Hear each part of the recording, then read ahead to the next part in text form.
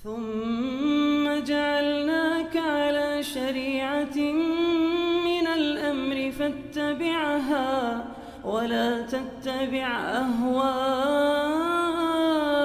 الذين لا يعلمون. Faedah berikutnya yang dapat kita petik adalah kesempurnaan Islam. Permasalahan seperti ini saja, ya, masalah hubungan pasangan suami istri ada tuntunan dalam Islam. Ya, ada tuntunannya. Orang yang ingin melakukan yang sifatnya manusiawi, hubungan yang manusiawi, rupanya ada tuntunan di dalam Islam. Zikirnya juga ada zikir yang dianjurkan. Ya, Allahumma jannibna syaitan wa jannibi syaitan ma razaqtana. Ya. Dan juga ada tuntunan dari beliau bagi orang yang junub yang hendak tidur, agar dia mandi terlebih dahulu, kalau tidak maka dia berwudu. Sehingga tidak mungkin ada hal yang lebih besar dari itu, tidak ada tuntunan dari Nabi SAW. Apabila zikir masuk toilet ada tuntunan, zikir keluar dari toilet ada tuntunan dari Nabi, zikir ketika mendengar petir ada tuntunan dari Nabi, zikir ketika melihat angin ada zikir khusus, ketika melihat buah-buahan sudah mulai masak dan matang di pepohonan ada zikir dari Nabi SAW yang beliau ajarkan, ketika melihat orang sedang ditimpa musibah ada zikir yang diajarkan oleh Nabi SAW. Ketika mampir di sebuah tempat ada zikir khusus yang diajarkan oleh Rasulullah SAW. Naik kendaraan ada zikir khusus yang diajarkan oleh Rasulullah. Ketika kita mendaki ada zikir khusus yang diajarkan oleh Rasulullah. Ketika kita turun dari ketinggian ada zikir khusus yang dianjurkan oleh Rasulullah SAW. Sehingga tidak mungkin solat 5 waktu yang lebih besar yang itu berulang kali dilakukan oleh Rasulullah dan disaksikan oleh para sahabatnya tidak ada tuntunan zikir khusus. Jelas ya? Maka pasti ada. Nah, kalau ada maka tentunya apa yang diterapkan oleh Rasulullah itulah yang terbaik. Merupakan salah satu dari isi muqaddimah Jumat Nabi, dan beliau bacakan setiap kali Jumat. Beliau menyatakan fa inna asdaqal hadits kalamullah. Ya, ini isi khutbah hajah ini sudah sering ditinggalkan oleh para khatib. Ada yang khawatir dikatakan ekstrem karena banyak orang yang fobia dengan pembahasan bid'ah. Ya, ada yang karena tidak tahu. Ya. Kata Syekh Al-Albani sangat disayangkan. Ya, khutbah hajah Jumatnya Nabi ditinggalkan oleh kebanyakan khatib di masa sekarang.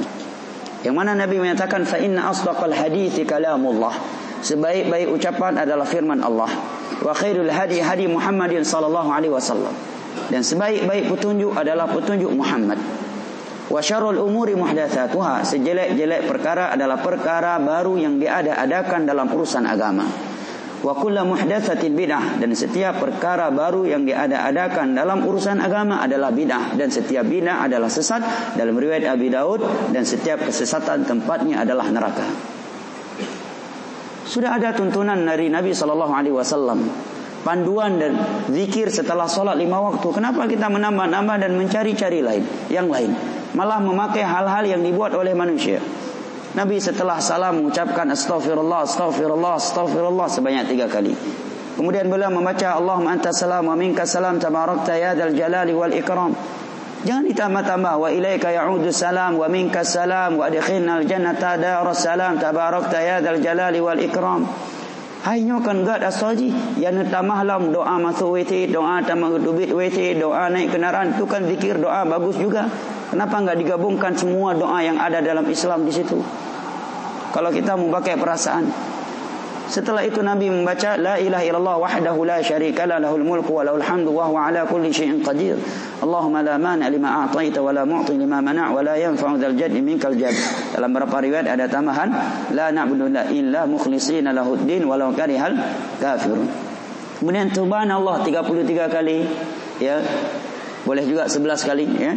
Tahmid 33 kali, takbir 33 kali. Kemudian setelah itu la ilaha illallah wahdahu la syarika lahul mulku wa lahul hamdu wa huwa ala kulli syai'in qadir.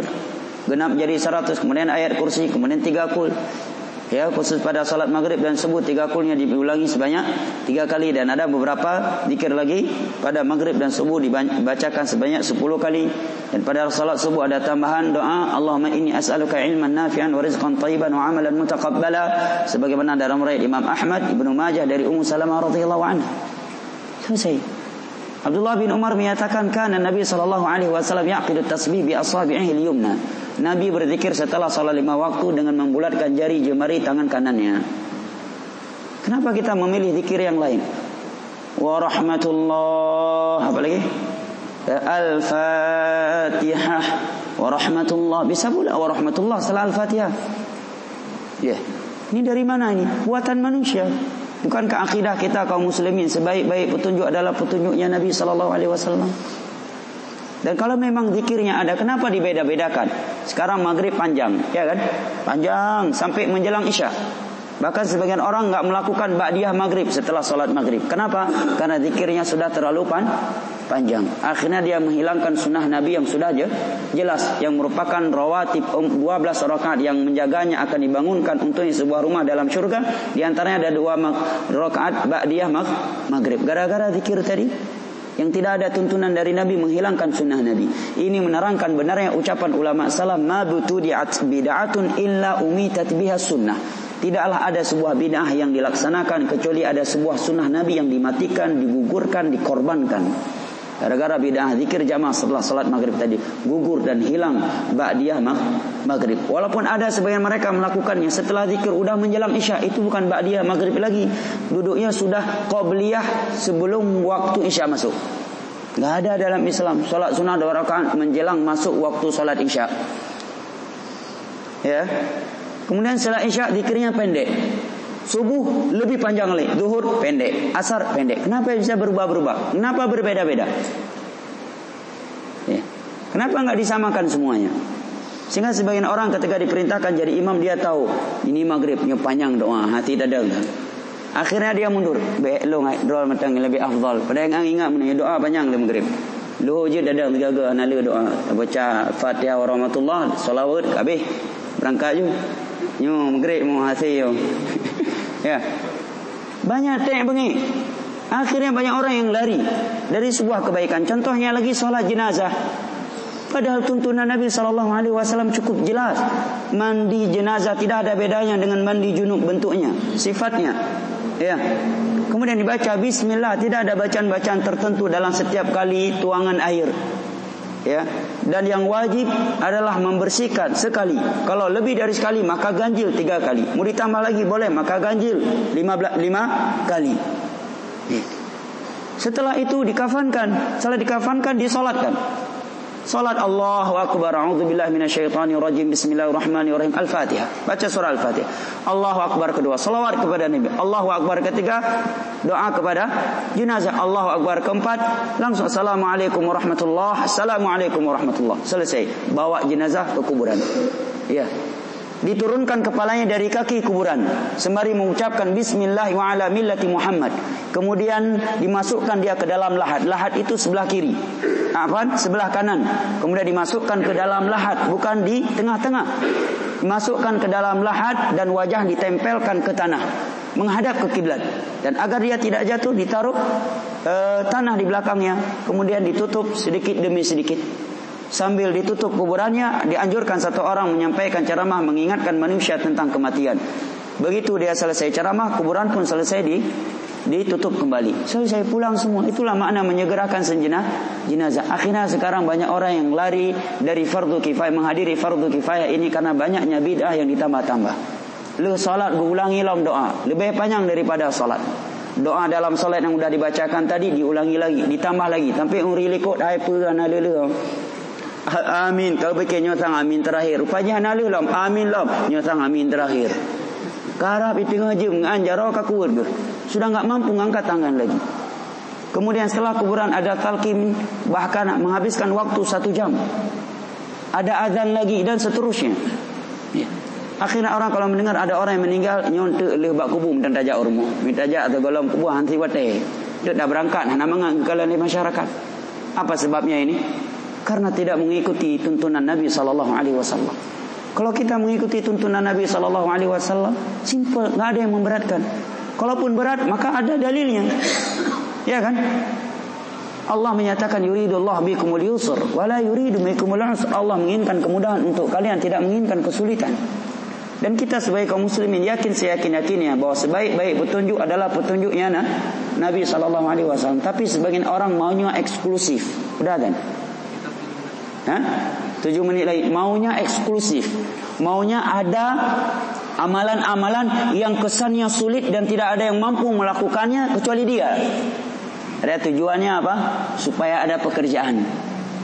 Ya, begitu ada pekerjaan, orang yang pihak yang musibahkan hana mangan kalau yang letak amalan kau kubu inan apa ya ju amplop pecut. Ya. Dan seterusnya. Ya, dibuat amalan-amalan khusus akan harus ada ini. Enggak ada yang mampu melakukannya kecuali orang-orang tertentu. Subhanallah. Ya, mempersulitkan manusia, memperberat-beratkan manusia. Sesuatu yang cepat akhirnya menjadi lambat. Manusia yang mestinya ya datang kepada fardu kifayah tersebut akhirnya berkeberatan. Ya, merasa berat datang, enggak cukup waktu dan seterusnya. Ya.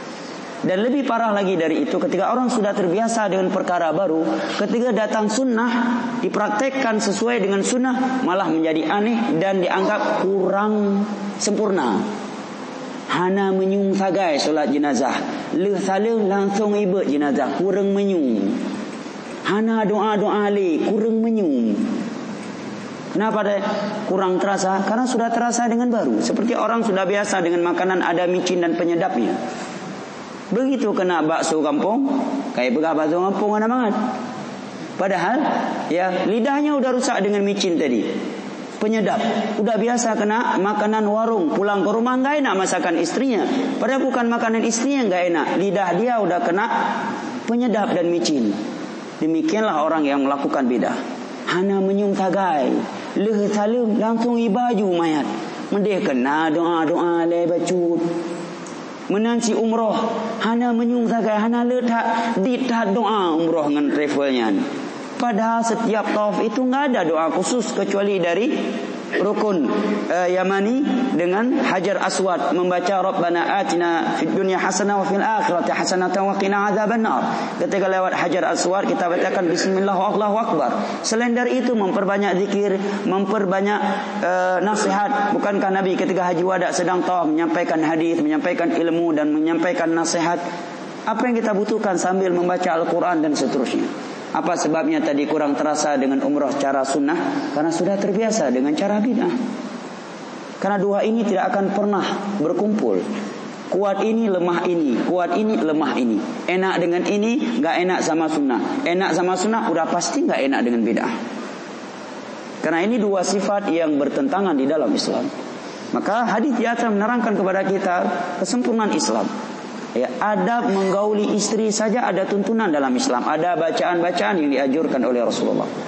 Sehingga tidak mungkin setelah salat 5 waktu yang merupakan rukun Islam yang paling besar setelah 2 syahadat, tidak ada tuntunan dari Nabi. Tidak ada zikir yang diajarkan oleh Nabi. Sehingga setiap orang boleh membuat zikir-zikir yang dia inginkan. Semua tidak mungkin. Dan sebaik-baik petunjuk adalah petunjuknya Rasulullah SAW. Nah, wallahu ta'ala a'lam bishawab.